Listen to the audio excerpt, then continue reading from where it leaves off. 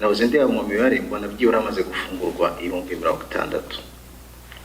turabigira duti niki kiri bube niba 34% kandi mu by'ukuri uburozi ntabwo bukorera ubwinshi ngira ngo turabizi mu Kinyarwanda. Niba barahanwe imyaka 30, 15, 20 bakavamo badahindutse, niki ministeri iri bukore cyangwa niki igihugu turi bukore kugira ngo abo bantu be gukomeza kuturogera abantu? Ikindi n'abantu barimo guhunguka bava muri Kongo cyangwa n'ahandi bari barahungiye. Dufite igihugu cyiza gifite ubuyobozi bwiza bwakira abanyarwanda bitandukanye n'ubuyobozi nyine twari dufite nk'uko mwavugaga. Umwana w'umunyarwanda ariho hose ku isi igihe cyose ashakiye gutaha arataha, yaba arahemutse yaba atarahemutse, igihugu cyacu ubu n'umubyeyi kirambura amaboko kikamwakira. Turimo kubabona ko muri mu kugenda mubatwara koko hariya kugira ngo banze bige. Iyo bamaze kwiga bagasubira mu miryango cyangwa bagasubira mu gihugu barimo kwitwara gute? Icyo nashaka kumenya niba batajya gutiza umurindi abangaba twavuze haruguru. Ikindi nacyo cya nyuma, koko abana bakwiye kwiga inshingano mboneragihugu, ariko uburyo bimeze buriya byagiye bigaragara ko ubundi kuva ku mwana ugitangira ugitambambuga kugera ku myaka 10-12 nibwo abasha ibyo yize nibyo bimukurikirana ubuzima bwe bwose, ni wowe abo wari wenyine. Kubera iki ni byiza kwiza ingando zigumaho, ariko kubera iki muri primaire atariho haba uriya muco wo gutangira kumwigisha igihugu no gukunda igihugu, kuko yabikururana kuruta wenda ahangaha muri urugerero narwo ni rwiza, ntabwo nifuza ko rwavaho ni rwiza, ariko muri primary hari akabari watangira kwigira mu by'ukuri ibyo yakigiye hano nabyo akabyiga ariko akabihera hasi akiri mutoya. Bafunguye ahantu nko kwigisha ubumwe n'ubudaheranwa Nyamasheke na Nyamagabe ku bantu bafunguwe kuri icyo cyaha cya jenoside yakorewe Abatutsi. Iyi gahunda rero giye ntekereza ko ari nziza tukaba tunayishima cyane. Gusa icyo nshaka kuvuga ni uko muri izo ngendo twagiyemo twasanze nyamara hari n'indi gahunda ikorwa n'abanyamadini, amadini atandukanye harimo Catholic n'abaporoso muri za Bugesera, Rulindo n'ahandi, aho noneho bo bafata bano bantu amezi 6 hajyayo ababishaka.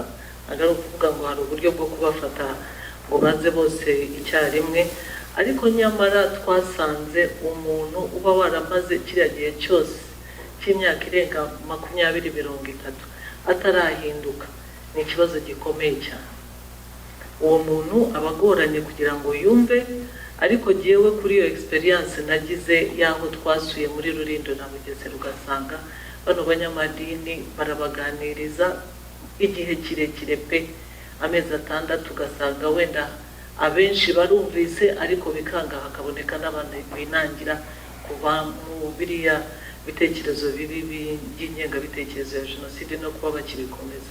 Hano rero impamvu ufashe ijambo no kugira ngo ushigikire igitekerezo cyo kuvuga ngo hari abateguye Nyamasheke na Nyamagabe ni heza yego, ariko nashigikire noneho iyi gahunda ndende nabonye abanyamadini bishize hamwe bagafasha kuganiriza bano bantu amezi 6 arenga, ukabona umuntu agenda aza agaruka buhoro buhoro, kuko mwibaza umuntu uba waramaze icyo gihe cyose adahinduka. Nabonye ibingibi nabyo hari umumaro bifite kandi bigatanga icyizere cy'uko bibaye bihawe imbaraga ko nabyo byafasha. Murakoze.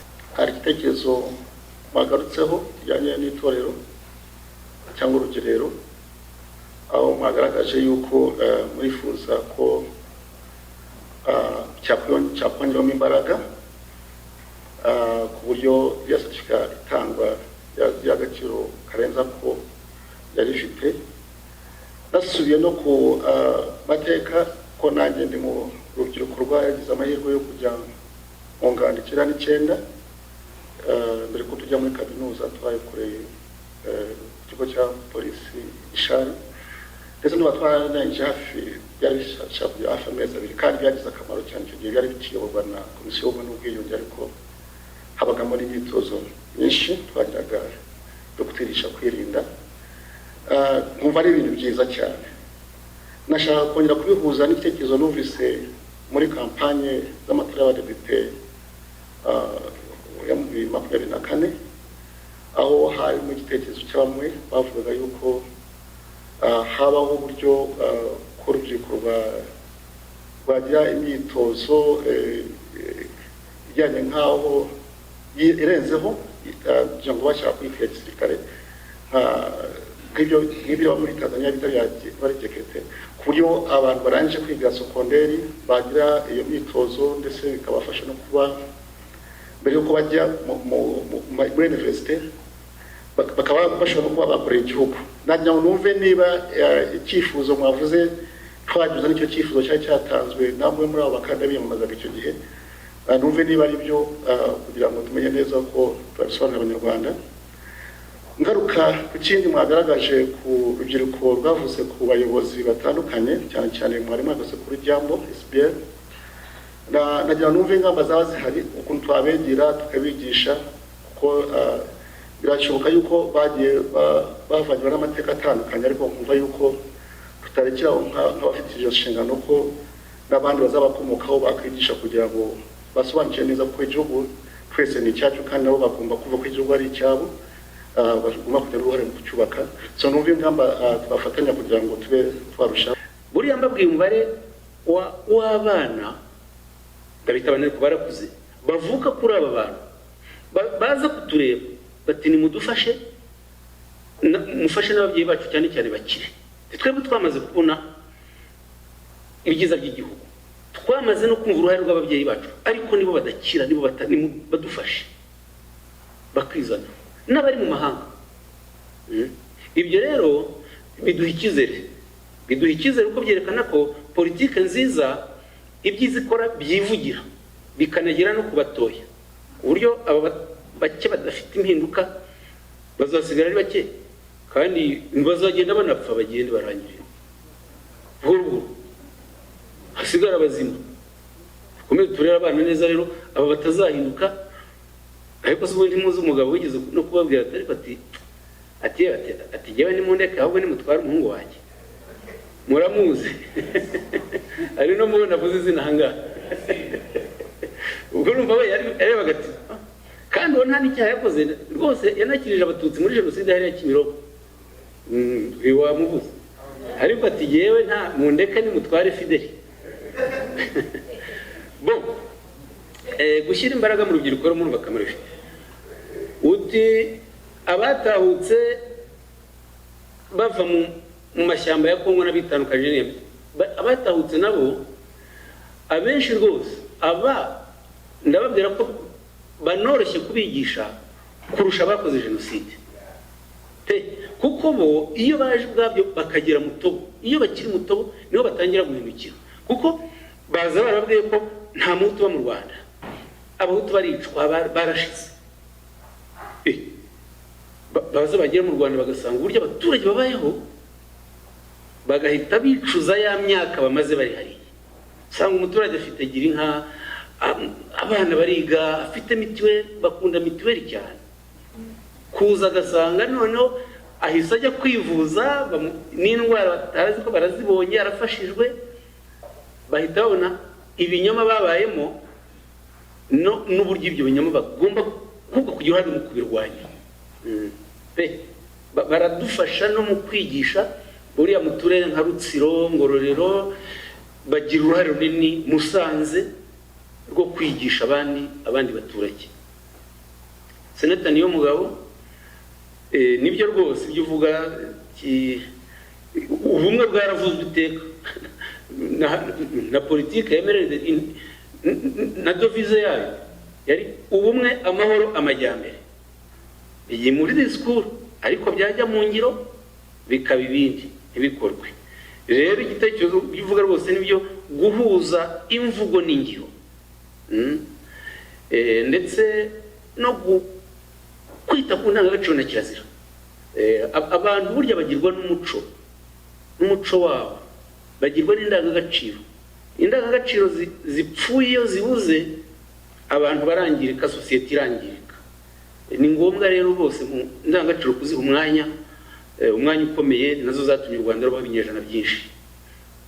Senateri Gahamanyi n'abandi babigarutseho ku bijyanye na politike iri mu karere mbi y'ingengabitekerezo ya jenoside iri muri Kongo, iri mu Burundi, mu bayobozi bamwe b'ibyo bihugu na influence bitugiraho. Nabivuzeho ngaragaza impamvu uturere turi mu ntara y'Uburengerazuba ari twusanga dufite n'ibyo bibazo by'imyumvire kurusha ahandi, ko harimo no kuba hari urwo ruhererekane n'ubuturanyi no kuba bagenderana n'ibihugu by'abaturanyi bifite ingengabitekerezo mbi, ariko no kuba hari za disikuru zivugwa mu mahanga, ibikorwa bicishwa ku mbuga nkoranyambaga bigaragara byo kwica, byo guhamagarira urwango.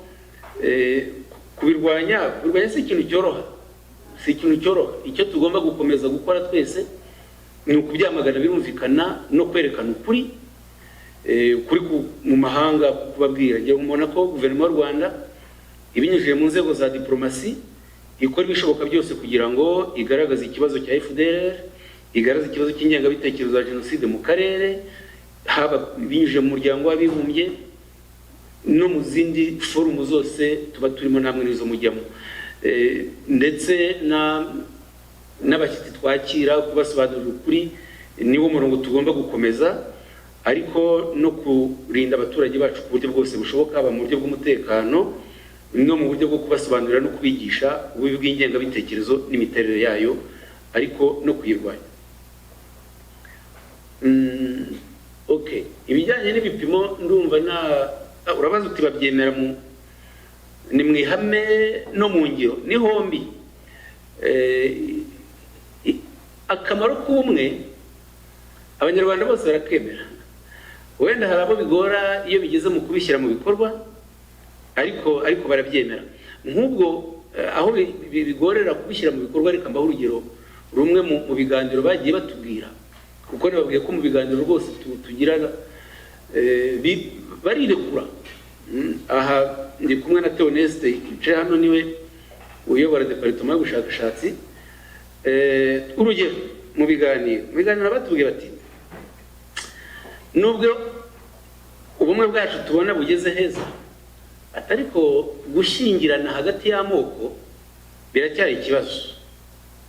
Bati ndetse ubwo n'urubyiruko, bati ndetse n'iyo umukobwa w'umuhutukazi n'umuhungu w'umututsi buzuye cyangwa reverse bakajya gukora ubukwe, ati mu miryango hari ababirwanya, ndetse hakabamo n'abataza mu bukwe. Bati rero ibyo mwe bakuru mukwiye kudufasha. Ni hamwe nababwiye ko batubwira ducaranjinga twebwe, atabakuru ni mukire, atabakuru mukwiye kudufasha. Izo ngorane mwabayemo mwoye gukomeza kuzidukurikiza mu biganiro nk'ubwo baguha urwo rugero. Wajya ku ijanisha ry'ababivuze ugasanga ntibizamutse ngo bibe byagera kuri 2% cyangwa 3%, ariko birakwereka ko hakiri inzitizi aho hantu ikwiye kuganirwaho, kandi urwo rugero mwarusanga aho dutuye n'ahandi henshi. Habineza ku kijyanye n'urugerero nibyo navuze, ariko bavuze ubu dutangire kampanye yo kubisobanura. Oya, utangira kampanye yo kubisobanura twategereza itegeko rikazabanza rikajyaho. Ibyo byose itegeko nirinategurwa rikaza rizaca mu nteko ishinga amategeko, ritanga ibitekerezo rinozwe, ribe rimeze neza.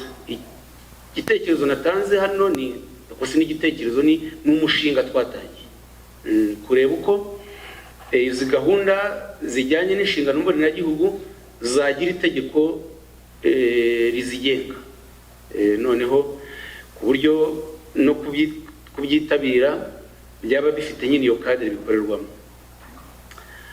Urabaza uti aba bantu bakiri urubyiruko ariko bayobye, bagifite ingengabitekerezo ya jenoside, ipfobya n'ihakana ya jenoside yakorewe abatutsi, nk'aba Jambo twabegera gute? Twafata izihe ngamba? Ingamba no gukomeza ibingibi turimo yo gusobanura amateka, kuyigisha, kuyagaragaza ibyayaranze, kwerekana ukuri kose. Bariya nabo barimo batazahinduka, no mu bato harimo batazahinduka, ariko abo bato batazahinduka, ikinyoma bakwiza, ikinyoma ntikizafata. Hari aho zambwira ati nshima ko maze iminsi wakunda kwandika ku mbuga nkoranyambaga. Nibyo ndandika kuri Twitter, ndandika rwose, ariko aho mberekera ko ubonera ko ukuri kugeraho kugatsinda. Abahungu ba Habyarimana n'uwazigira nyirazo bigeze kunyadukira bati wowe Bizimana ibinyoma byawe tugiye kukubeshyuza, ati kandi uzageraho muri ibyo tubwira wowe ibinyoma byawe. Fayi baranditse, ndandika bakajya kubyuka nanditse ibindi, batarabona umwanya wo gusubiza nkabana bahaye ibindi. Ntahimbye kuko mbaha na reference na source, bagezeho bwabo baribwira baraceceka. Iyo bashaka twari gukomeza kwiyo ritime rwose, ariko nabonye bacecetse nanjye ndabihorera. Ubwo kuvuga ko basanze ntacyo bongeraho. Aba rero nabo nuko n'aba bajambo nabo ni kimwe, nabo genda babwira, ukabandikira ukabasubiza ukabereka dore uko ibintu byagira amateka, dore fact ngizi. Hanyuma rwose nimuze kandi muyoboke dufatanye, wenda bazemera cyangwa barorere, ariko kuri tugomba gukomeza kuguharanira, kukwigisha, kukumenyekanisha. Ariko ikibazo bamwe turagutinya, ntabwo tukuvuga kimwe. Ubushize hari ikiganiro gutanga ngira abantu, ariko nitube nk'abamureshya nkwano. Abantu iyo bavuga uburyo ingabo z'u Rwanda inkotanyi zagiye kubakura muri Kongo, mureshya nkwano zinatera mureshya nkwano arabyerura akabisobanura na ideology bababwira uko imeze. Ntabwo ari we wenyine wari uhari, kuki se aba wenyine ntihabe n'abandi bagenda ngo babeshyuze raporo mapingi? Avuga ati ibyo mapingi ivuga sibyo, ntabwo ingabo z'u Rwanda zaje kwica abahutu muri Kongo, zaradukijije. Turabafite benshi n'abari mu nzego z'ubuyobozi nkuru. Kuki dufatanye kuri tukuvuge kandi tukuvuge kimwe? Ikibazo rero kiba cyuko kenshi tubiharira umwe cyangwa babiri. Reka kuvuga aya mateka bisaba kubohoka no kwemera kuyavuga kuko aha rero ntabwo turabyumva kimwe ngo twumve ko ari igikorwa kiduhuza twese dukwiye guharanira kimwe no kwitabira ku buryo bungana. Mu bihe byo kwibukanya mbibona hari ikiganiro kiba cyateguwe, hari ugenda akagisoma ijambo kuri rindi, akagisoma akabararangira akigendera, nta sesengura ryashyizeho, nta ngero zashyizeho, kandi arabizi yanabaye. Hari mugenzi wanyu wabaga mu inteko, noneho yanabaye no mu zindi nzego mbere. Hanyuma ku gihe cya Covid tuza gukenera abantu bajya gutanga ikiganiro kuri televiziyo y'u Rwanda, kuko ugira nyine asobanura amateka yahuze na experience yabaye mu nzego zikomeye. Yewe icyo gihe ari senateri, arambwira agiye ati nta minota 5 mfite nabona icyo mvuga. Ati rwose sinabona icyo mvuga, nta minota 5 n'amagambo ye. Ntuzavuge za nzego wayoboraga hagati ya 90 na 92 uko rwakoraga, hari naho wayoboye rwose. Ndamusobanurira uzavuge biriya, atashwe atisugira ngo ati sinanabyibuka. Noneho ngeraho nayo okay, ni rero yewe mfite raporo wagiye mu Bufaransa Paul 1991, Perezida Habyarimana yandikira Perezida Mitterrand, ibaruwa ndayifite, ati nkoherereje intumwa yanjye kanaka. Uretse ko ari intumwa yanjye nkoherereje bitewe n'imirimo akora muri guverinoma, ni n'inshuti yanjye. Ati uzamwakira nk'uko wanyakira, azana gusobanurira nk'uko nanjye twaba tuganira nk'inshuti yanjye. biranditse ndayifite. Ajyayo perezida Mitterrand amwakira, ava mu Faransa ajya mu Bubiligi, abikorera raporo irambuye impapuro 5. Raporo nayo ndayifite. None ndamubwira nti uzavuge basi nibikubiye muri ya raporo wagiye mu Faransa. Nabwo aransemba ati sugira ngo iyo ndanayifite, ati sinanabyibuka. Uwo numwe yari senateri umva angiza atyo. Hari n'undi nawe yigeze kujya mu butumwa nk'ubwo, nawe yari umuyobozi we yitabye Imana, ajyana n'abarayagwiza. Nawe nza kumusaba gutanga ikiganiro, nawe aranyangira ntuzavuge basi uri kumwe n'abarayagwiza ibyo mwakoze mu Faransa, cyane cyane ko ntibari muri position imwe n'iy'abarayagwiza. Ntiyari extremiste uwo mugabo, barayagwiza ari extremiste, ariko urumva no kuba yakwerura akabivuga shwi kandi ntawe yishe, nta reka no nidukire. Izi ngero ndiho ndazibaha kugira ngo ntavuga ibintu biri teorike. Vuga ibintu biri teorike simbikora nta kamaro, kandi turi abantu bakuze, turi no mu nteko, turi muri Sena ishinzwe amahame remezo. Senateri Murangwa gutegura barangije ibihano, ahasigaye ibindi yihuta rwose. Bavuze uruhare rw'amadini. Nibyo amadini akorana na ministeri. Buriya dufata nka Kiliziya Gatolika ifite komisiyo bita komisiyo y'ubutabera n'amahoro, komisiyo justice EP. ADPR nayo bakora ibyo bikorwa. EPR nuko abanyamadini n'imiryango ndetse itari ya leta turafatanya, tugategurana za programme, tugategurana ibiganiro, kubera ko abanyamadini bumvwa n'abantu benshi kandi ababumva bizana ku bushake. Nukunganirana mu gutegura imfashanyigisho, ariko no kugira ngo abanyamadini nabo ubwabo babanze bakire. Tugira ibiganiro nabo kugira ngo padiri uza kwigisha abantu, uza kubafasha nawe bari padiri wabohotse, abatari rudakemwa. Gusa wazana rudakemwa ngo aje kuvura abantu yabangiza. Uzi ko anatelefona naho ari muri Canada mu bapadiri batoya, akoramo recruitment. Abapadiri bato n'abafatiri bari mu Nyakibanda ashaka baha amafaranga kandi yabohereza, ati iyo leta nimbi giyewe reka dukorane. Ukabona umuseminari aje kundeba akanyandikira WhatsApp ati sinkuzi minisitiri ariko nyakira afite ikibazo. Nkagenda kamutumo tukaganira, akaza kamwe ati rudakemwa akora recruitment anyuze kuri padiri runaka nawe akanshaka, dore ko babigenza. Kohereza amafaranga. Ejo bundi mu Suisse hasohotse igitabo cya Musenyeri Perode. Musenyeri Perode yarapfuye, ariko hari abapadiri yareze nabize mu seminari bamukomeyeho cyane, bashinze fondation bita Musenyeri Perode, basohora igitabo kitagatifuza Perode. Icyo gitabo ni kibi, ariko cyasohotse mu Suisse hadashize icyumweru kiba cyageze mu Rwanda muri paruwasi imwe iri muri diocese ya Kabgayi.